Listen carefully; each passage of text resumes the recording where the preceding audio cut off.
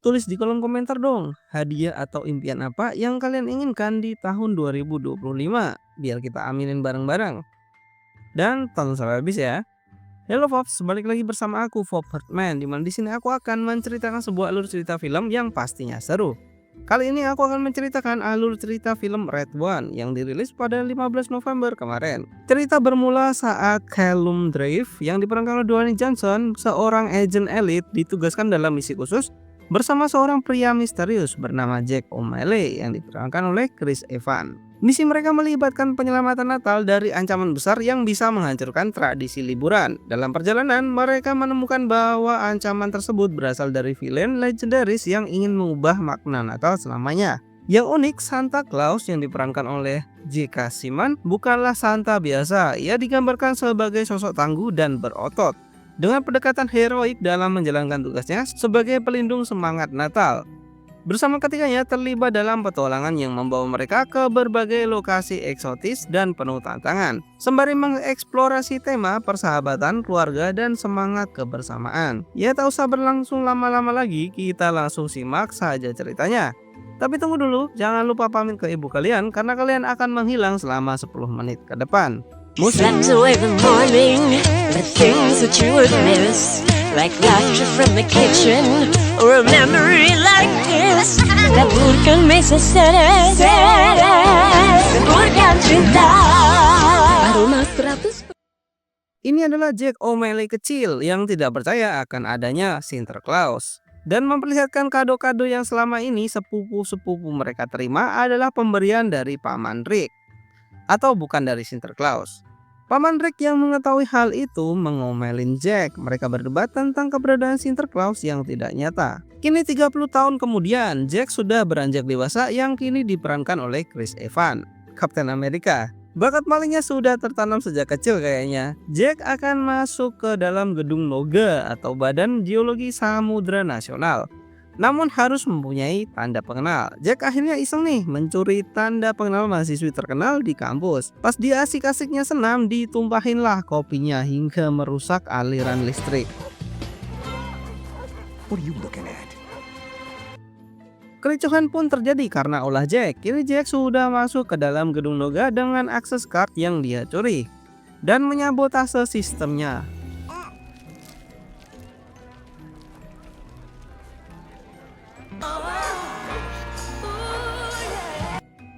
Scene beralih ke Santa Claus yang diperankan oleh J.K. Simmons.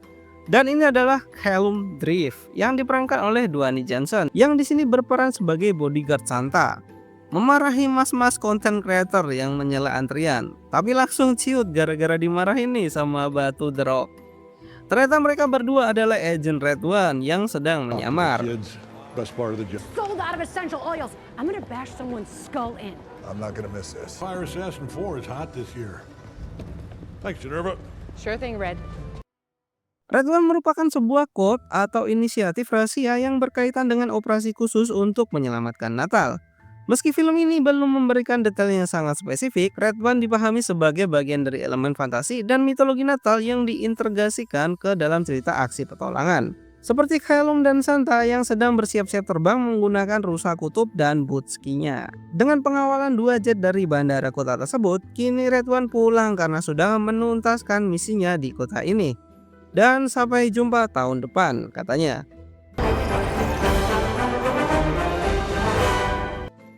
Kita kembali ke Jack yang kini sudah mendapatkan akses dari data curiannya di NOGA dan mendapatkan sinyal aneh dari angkasa. Namun dia kalah taruhan tinju dan hilang $25. Kasihan amat.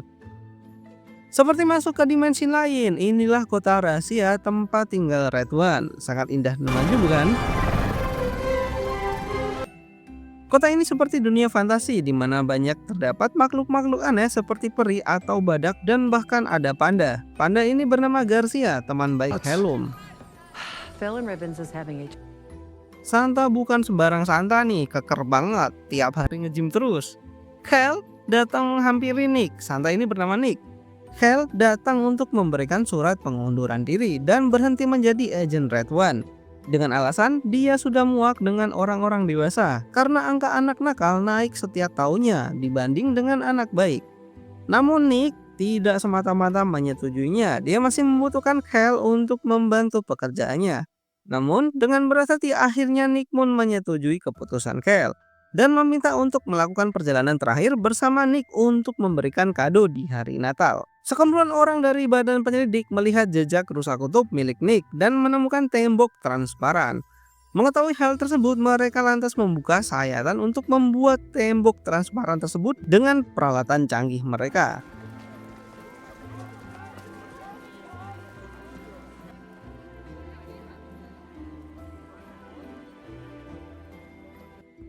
Kita kembali di kota fantasi ini di mana tiba-tiba Nick menghilang dan seluruh agen pun mencari Nick ke seluruh penjuru gedung.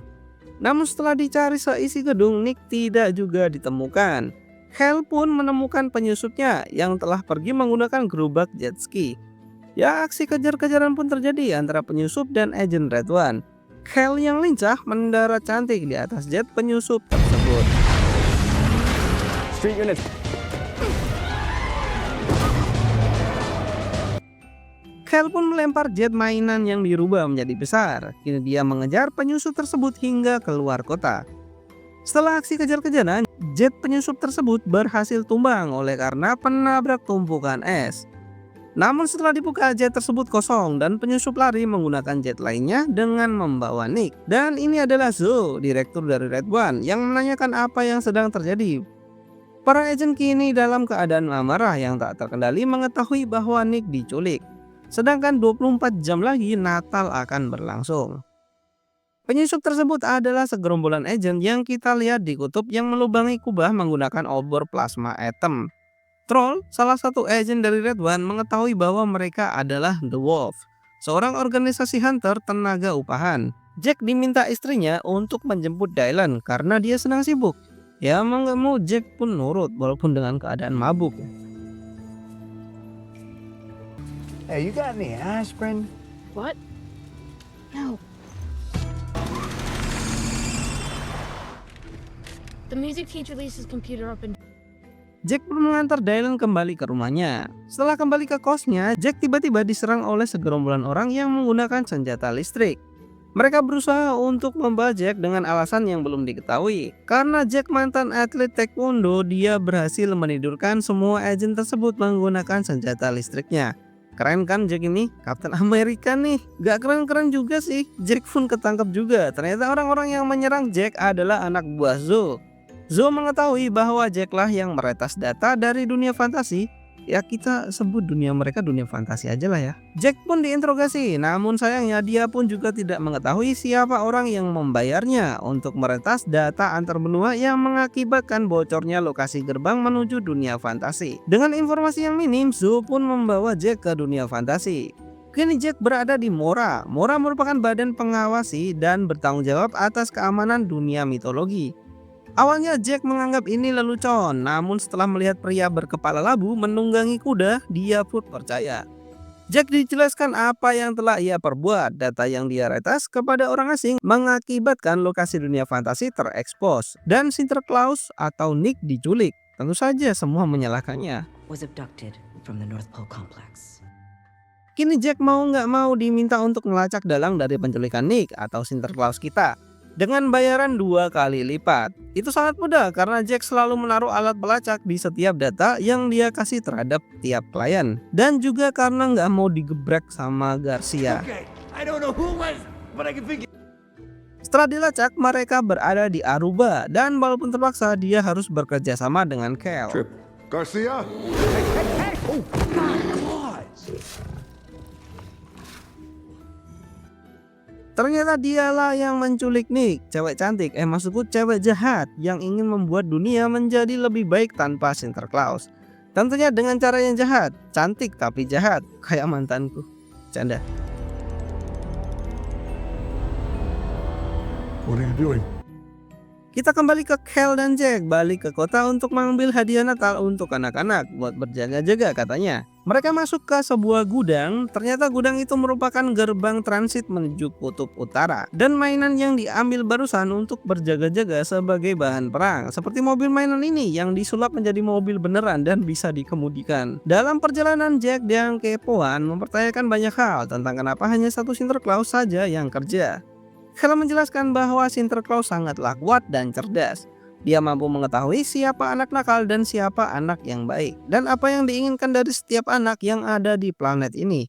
Ya kurang lebih begitulah penjelasan dari Kel. Cewek cantik ini, maksudku cewek jahat ini mengcopy energi Nick untuk diduplikat ke dalam sebuah bola kaca salju yang dia gunakan untuk menyebarkan ke semua anak-anak. Kini Jack dan Kel sudah sampai di Aruba, tempat di mana lokasi klien Jack berada. Jack mempunyai kekuatan super, yaitu mampu mengetahui siapa yang jahat. Tapi beneran cuy, dia langsung bisa menemukan kliennya dia loh. everyone, Cal. Are a security detail. You sure? I'm sure. We'll have a few drinks. Klien yang memberikan lokasi kepada cewek cantik, maksudku cewek jahat itu yang menculik Nick. Kel yang langsung ingin menyerang klien itu, namun algojo-algojonya dia menghalangi. Ya nggak sampai 2 menit langsung tumbang mereka karena jotosan Kel. Keren cuy, dia bisa berubah jadi kecil coba. Dia bisa besarin bagian lain nggak? Maksudku, ayo lanjut. Setelah tumbang, kini mereka berdua pun menghampiri klien itu untuk menanyakan siapa yang memerintahkan dia. Namun klien itu nggak berani jawab karena kalau dia menyebutkan nama, dia pasti mendengar. Kel menyuruhnya menulis di pasir, tapi koyolnya Jack dia malah membacanya. Dan tentu dia langsung dengar, namanya Grilla, dan itu adalah si cewek jahat yang menculik Nick. Ketika Jack menyebutkan namanya, tiba-tiba langit pun menjadi gelap, dan Grilla menjadi sosok dirinya sendiri. Grilla adalah sosok makhluk mitologi dari cerita rakyat Islandia. Ia digambarkan sebagai raksasa perempuan atau ogre yang dikenal karena sifatnya yang menakutkan. Tujuannya menculik adalah untuk menyerap energinya yang akan dia gunakan untuk menghukum semua anak-anak yang berkelakuan nakal. Ya tentu saja itu sama saja semua orang karena semua orang pernah nakal. Tiba-tiba dari laut muncul bis es krim yang berjalan menuju tepi pantai. Ketika pintu terbuka, keluarlah manusia salju yang melemparkan shuriken salju. Jika terkena, kau akan jadi es dan membeku. Baku pukul pun terjadi, orang-orang yang di pantai pun pada lari menyelamatkan diri.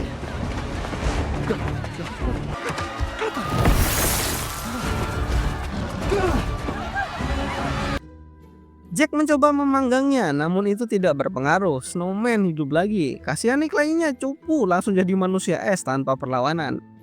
Jack melenyapkan satu snowman dengan cara melemparkan gas ke dalam kompor dan menyiramnya menggunakan alkohol. Dan boom, meledak, snowman pun meleleh. Ternyata kelemahan dari snowman cuma harus mencabut wortel di hidungnya dan langsung hancur.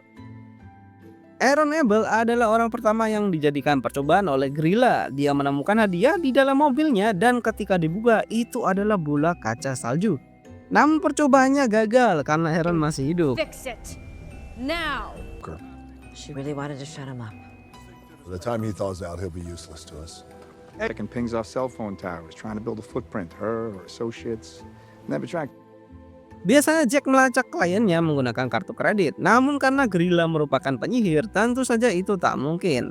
Lalu Zoe mencoba melacaknya menggunakan alat untuk mengetahui penggunaan sihir ilegal. Setelah dicek, ternyata terdapat beberapa sihir ilegal di Jerman, yaitu tempat saudara Nick berada, saudara angkat.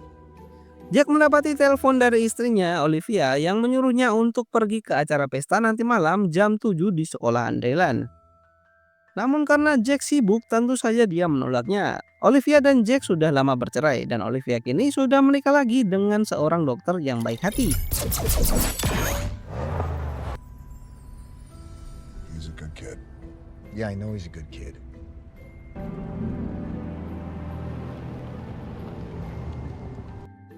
Kini Jack dan Kel telah berada di Jerman, tepat di mana kemungkinan Nick diculik. Dan terdapat 2 penjaga yaitu Hellbound. Hellbound biasanya digambarkan sebagai anjing besar seringkali berwarna hitam, pekat dengan mata merah menyala atau bersinar. Namun di sini dia berwujud burung. Ya namanya juga suka mencuri sejak kecil ya. Jack ketahuan mencuri koin dan akhirnya ditangkap oleh para penjaga yang ada di kastil. Dan di penjara mereka berdua. Kocak nih si Jack, bikin masalah mulu. happen to be on the list. You disappointed in me too, Ken?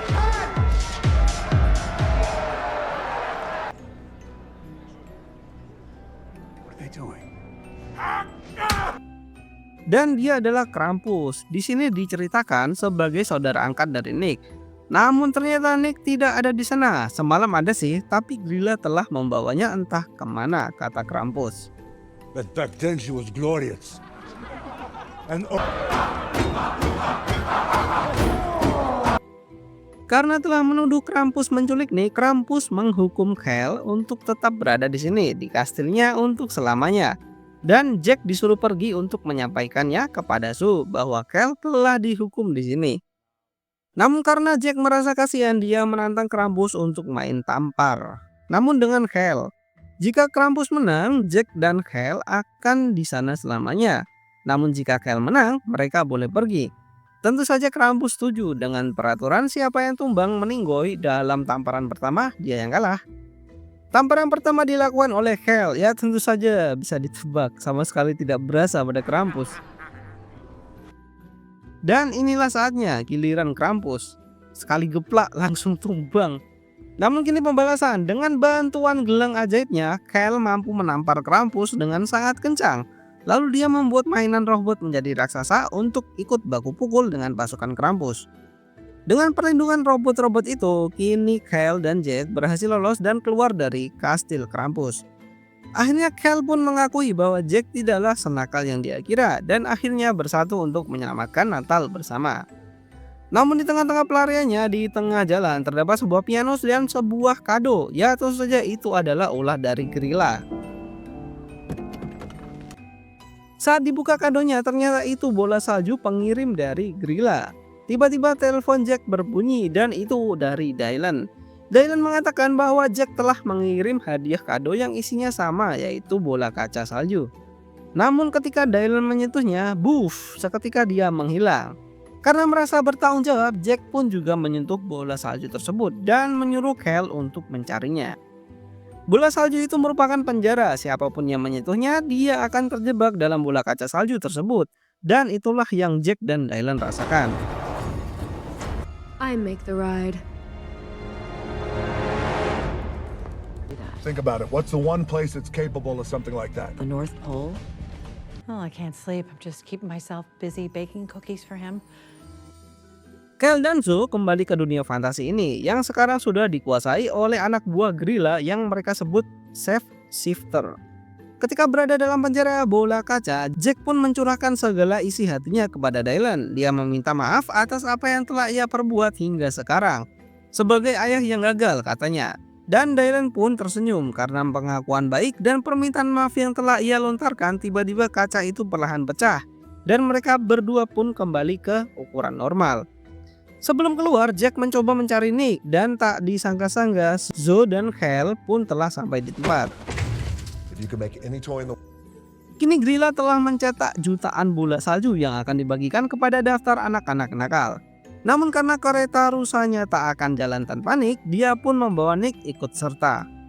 Kita masuk dalam babak akhir, adu gelut pun terjadi antara pasukan Zoe dan pasukan Grilla. Namun karena rusanya dipecut dan mau gak mau lari, kereta pun sudah berjalan dengan Grilla di atasnya.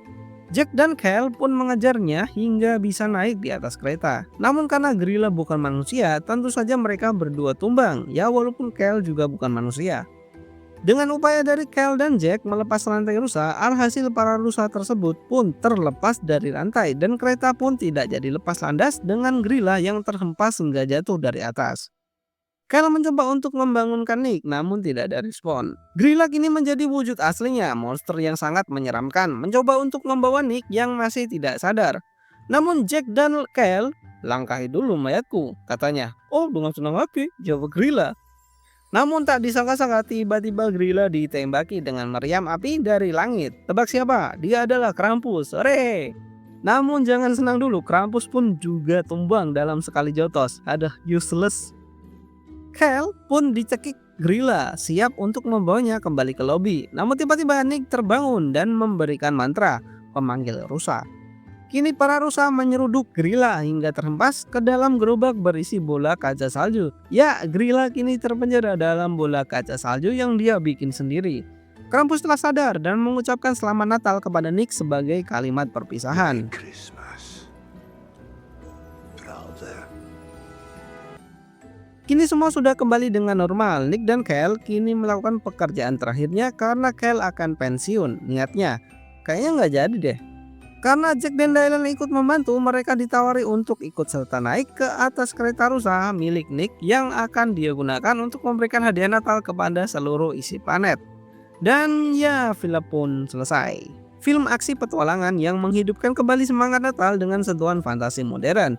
J.K. Simmons berperan sebagai Santa Claus versi pahlawan super yang bersama dengan karakter yang diperankan oleh Chris Evans dan Dwayne Johnson menghadapi ancaman besar terhadap dunia Natal.